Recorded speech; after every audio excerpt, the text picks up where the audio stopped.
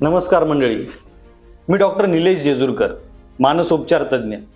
आज आपण जाणून घेणार आहोत मानसिक आरोग्याच्या 3 मूलभूत आधारस्तंभांविषयी। आपलं मनाचं आरोग्य कशावर अवलंबून असतं तर विचार, वर्तणूक आणि भावना या 3 गोष्टींवर आपलं मनाचं आरोग्य अवलंबून असतं। समजा एक 3 पाय असलेला स्टँड आहे, ज्याला आपण ट्रायपॉड म्हणतो असं म्हणूया, आणि त्या ट्रायपॉडवर ठेवलेला एखादा फ्लास्क किंवा एखादं चंचू पात्र ते म्हणजे आपलं मनाचं आरोग्य।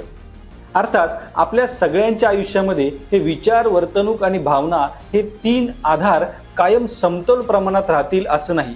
काही लोक थोडी जास्त विचारी असतात, काही लोक थोडी जास्त इमोशनल असतात, तर काही लोकांच्या वर्तणुकीमध्ये थोडीशी गडबड असते। पण म्हणून लगेच त्या ट्रायपॉडवर ठेवलेलं ते भांड अर्थात मनाचं आरोग्य ढासळत नाही किंवा पडत नाही, त्याचा थोडा बॅलन्स जातो। मग अशा वेळेला आपण काय करतो तर त्या ट्रायपॉडला सरळ करण्यासाठी एखादा आधार देतो।